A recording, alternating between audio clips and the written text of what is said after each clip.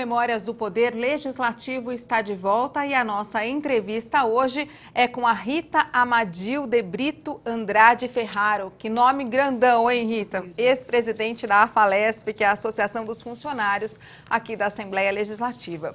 Antes da gente falar um pouquinho da função que você ocupou por tantos anos lá no plenário, explicar como é que ela funciona mesmo, eu queria fazer uma pergunta ainda relacionada ao primeiro bloco, quando a gente estava discutindo essa questão salarial. Você acha, como servidora, que essa questão da remuneração, ela impacta diretamente na produtividade do servidor público? Eu acho que impacta diretamente, não só do servidor público, como de todo funcionário, né? De todo funcionalismo. De todo funcionalismo, não, de qualquer trabalhador. Fundamentalmente... Concursado ou não? Concursado ou não. A vida dele vai ser baseada no que ele tem de poder aquisitivo. Quando você melhora o poder aquisitivo, você melhora o nível do funcionário, você melhora o nível de cultura dele. Eu sempre falo que os professores têm que ter um salário bom, ele precisa ter acesso a uma revista, a poder comprar um jornal, a poder viajar para conhecer como as coisas são fora. Se ele não pode fazer isso, como ele tem um conhecimento, ele não tem esse conhecimento em loco, é muito mais difícil. Para passar para o aluno. Eu acho que o salário é fundamental em qualquer área, seja na saúde, seja dentro do poder legislativo, né? O próprio deputado, o funcionário que ele tem um funcionário qualificado à medida do salário que ele paga. Quanto menos o salário for, menor o funcionário vai ser qualificado e menos estudo vai ter, menos instrução e vai servi-lo melhor. Eu digo assim, se eu tiver que trabalhar com uma pessoa na minha casa, que seja da minha confiança, que faça serviço bom na minha casa, eu vou pagar um salário condizente com isso. Se eu pagar o mínimo do mínimo exigido, eu não vou ter essa pessoa qualificada do jeito que eu quero.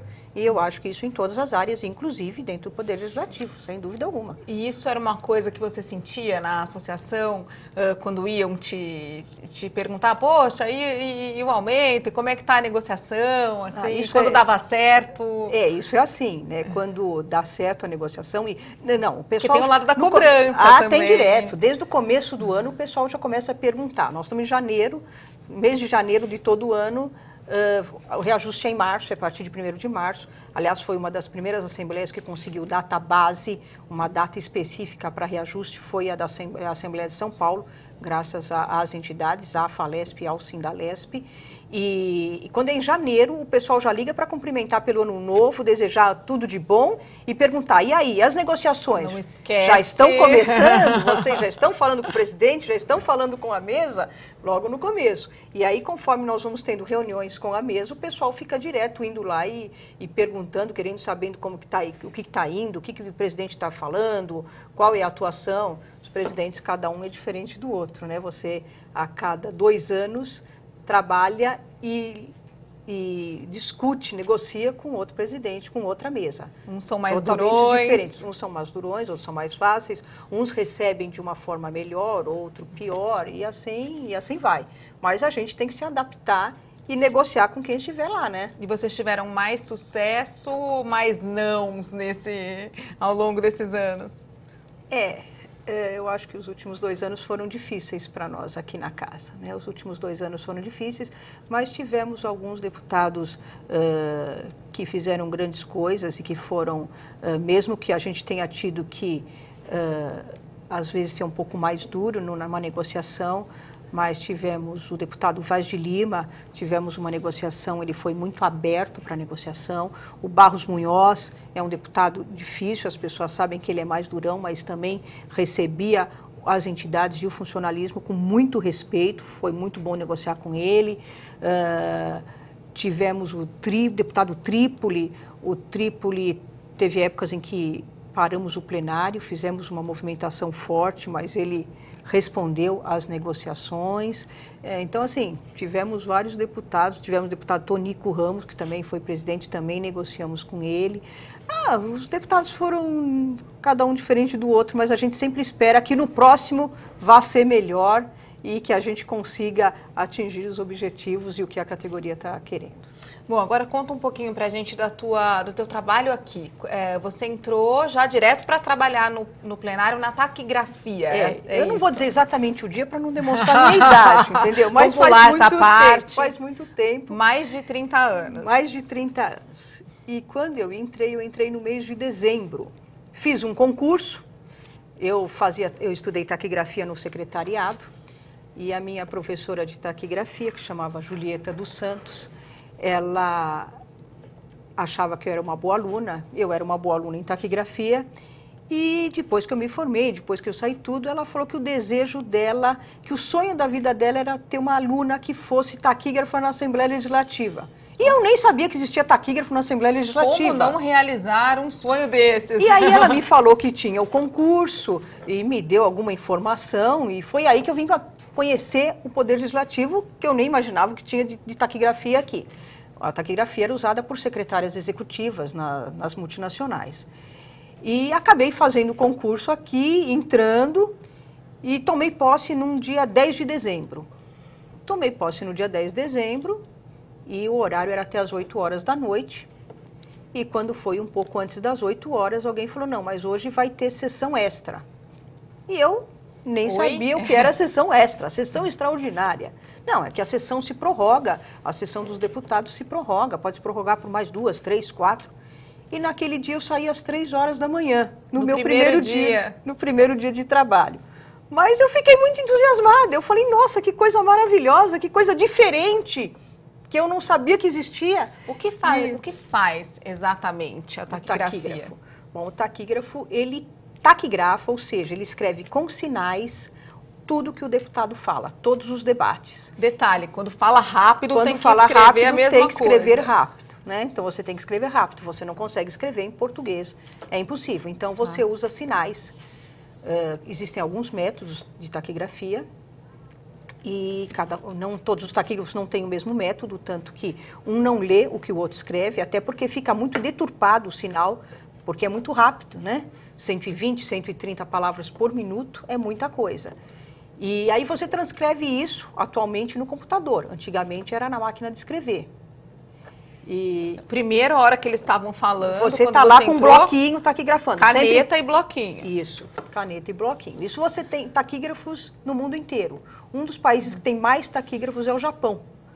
E a gente até fala, com toda a tecnologia, o Japão ainda é, né, um dos que tem mais taquígrafos no mundo. Quer dizer, não dá para ter um minuto de desatenção, assim, não, de você pensar não outra coisa, porque a pessoa está falando. O taquígrafo, ele não fica muito tempo no plenário, ele fica 5 a 10 minutos ele no reveza. máximo. Ele reveza porque você não consegue taquigrafar muito mais tempo do que isso para pegar na íntegra o que o deputado parlamentar fala. Mas e quando mais de um fala? Quando mais de um fala, você tem que marcar os dois, você pega dos dois. Fala ao mesmo tempo, assim? Você tem que... A mente humana consegue pegar os dois. Isso é um dos problemas que a tecnologia não consegue resolver. Porque se você grava em cima, não sai nenhum. Não sai nenhum. Não sai nenhum. Então, você consegue fazer isso daí. E até vou contar uma coisa. Você faz isso na taquigrafia, e isso era muito comum. Antigamente, os debates eram muito acalorados e as sessões iam... frequentemente, 2 ou 3 vezes por semana, você ficava até de madrugada, aqui até 1 ou 2. E aí vou te responder que dizem que funcionário público não trabalha. Essa parte eu não conheci. Eu acho que existem maus exemplos no funcionalismo também, com certeza, como em todo lugar. Mas você trabalhava demais. Você trabalhava demais, quando falam isso, por exemplo? Me incomoda muito, eu fico muito brava, porque eu falo, eu sou funcionária pública e eu nunca trabalhei pouco. Respeito. Eu sempre trabalhei muito. Eu já estudei muito para entrar. E inclusive falo para a pessoa, faça um concurso. Se você acha que é tão bom, você deve fazer um concurso. Eu até acho que deve mesmo. Eu acho que é bom, porque você vai ter uma qualidade de profissional muito boa dentro do funcionalismo e que precisa. Mas aí a gente trabalhava às 8 horas por dia, normal de todo mundo, e mais as sessões extraordinárias, com horas extras. E eram muitas horas extras, muitas, porque... E eram muitas palavras faladas. Eram muitas palavras, anotar. Mas que, por outro lado, também é muito legal. Eu sou apaixonada pela taquigrafia e pelo serviço do plenário, porque você tem deputados que cada um atua numa área. E você ouve a visão de cada um diferentemente. Então, você tem um deputado médico, um outro que é psicólogo, um outro que é advogado, um outro que é historiador, cada um com a sua visão da vida e da sociedade e que vai estar lá representando uma categoria. E isso é muito enriquecedor no plenário. O plenário, apesar que as pessoas não dão essa importância, ele é um local de debates altamente enriquecedor. E eu agora estou afastada na associação, E tenho a impressão que hoje talvez a gente não tenha tantos debates tão acalorados como a gente tinha há 20 ou 30 anos atrás. Ah, é? Eu acredito que sim. Primeiro porque eu sou da época em que tinha Arena e MDB. Veja que faz tempo, você acha que não era nem nascida quando tinha Arena e MDB. Não, depois era assim. ele virou PMDB e aí surgiram partidos como PT, PTB, PDT e naquela época quando você tinha que identificar de que partido era o deputado na hora que ele chegava na tribuna, né?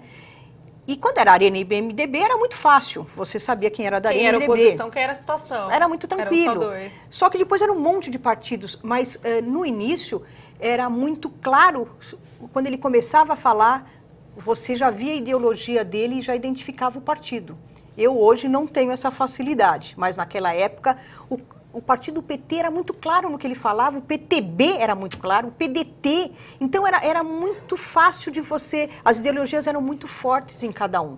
E os debates muito acalorados, e até alguns casos, uma época o deputado Roque Barbieri, que ainda é deputado hoje, o plenário estava lotado e ele estava para trás um pouco da metade do plenário, e ele subiu em cima da mesa, ele era um deputado, vamos assim dizer, um pouco mignon, e ele estava discutindo com um deputado que era enorme na tribuna, que eu não me lembro o nome dele, e ele subiu em cima da mesa e foi caminhando, pulando de mesa em mesa para brigar com aquele deputado, e todo mundo pensou, como ele vai brigar com aquele deputado enorme que está lá?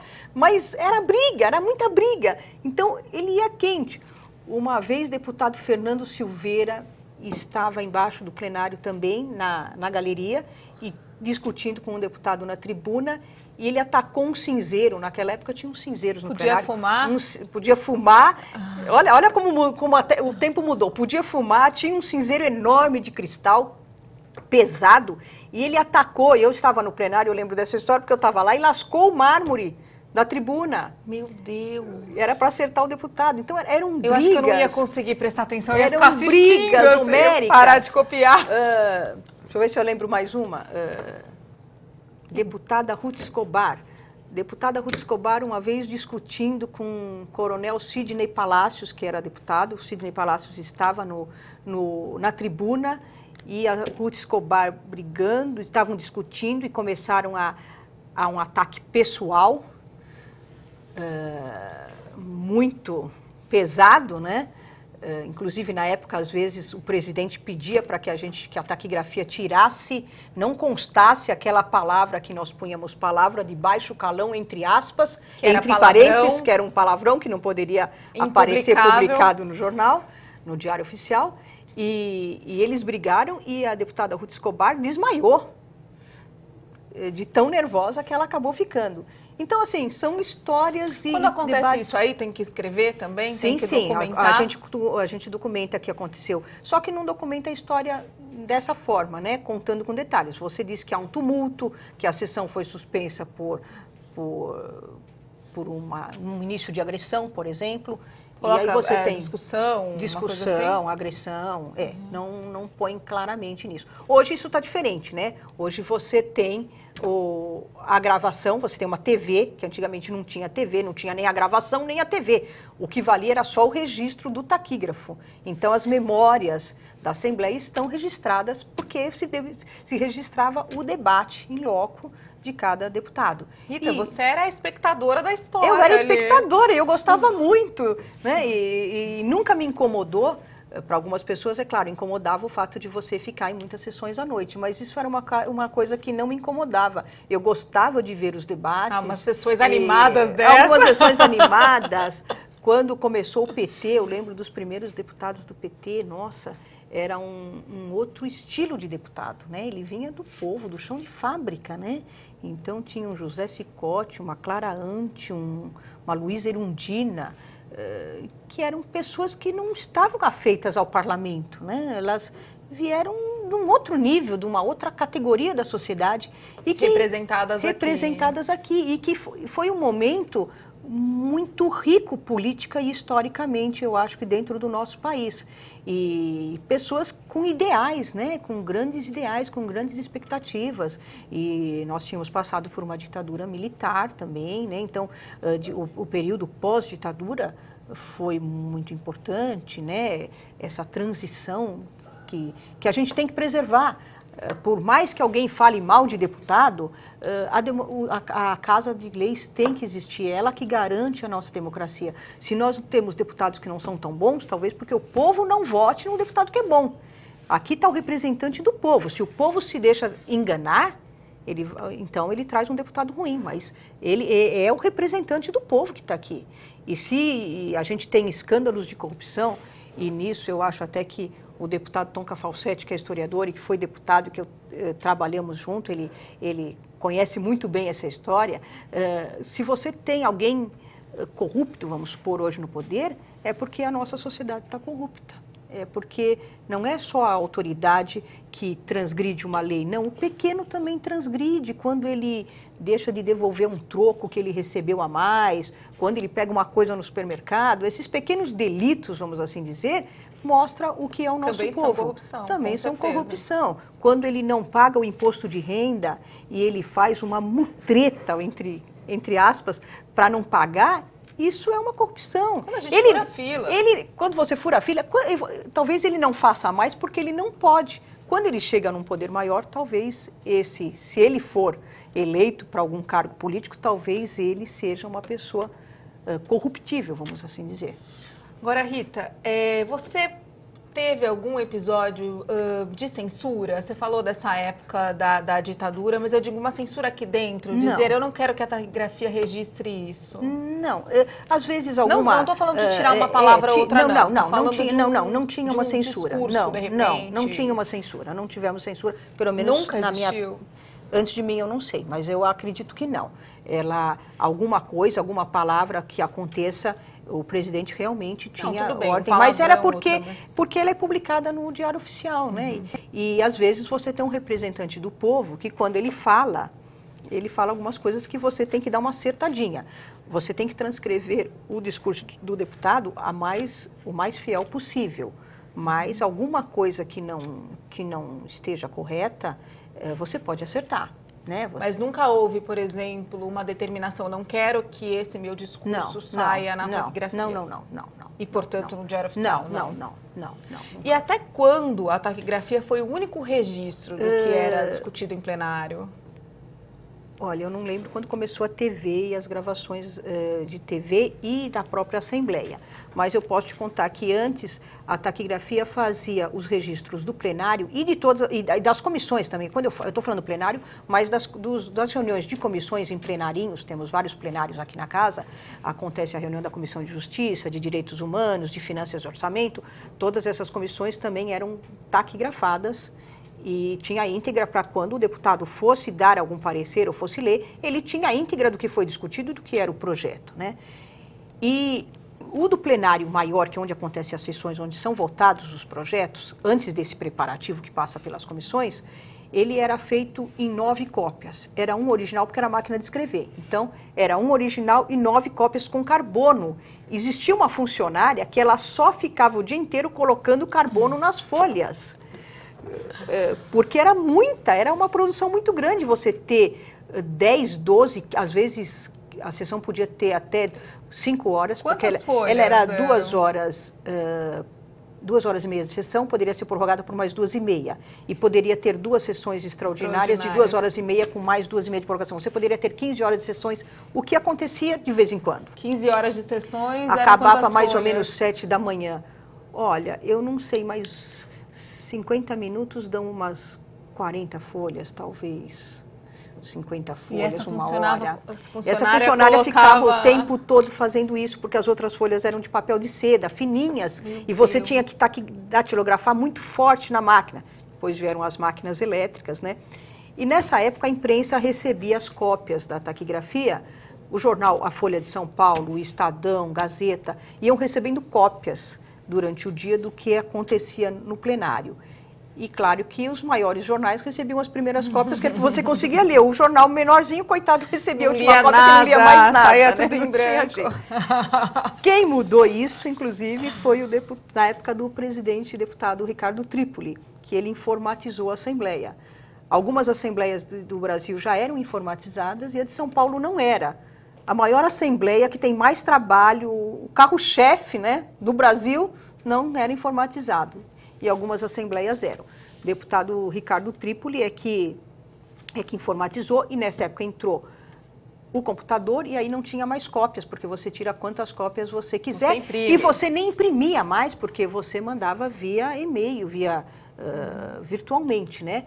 E eu lembro que a taquigrafia recebia muitos maços daquelas folhas de papel para fazer todos os serviços, e a economia de papel foi enorme depois de informatizado. Ele depois foi secretário do Meio Ambiente, com essa história de coisa, até na época nós comentamos, falando, nossa, quando você alterou isso aqui, economizamos muito papel aqui nessa casa. Vamos chamar mais um intervalo? Vamos. Daqui a pouquinho a gente volta, então, com mais memórias do Poder Legislativo.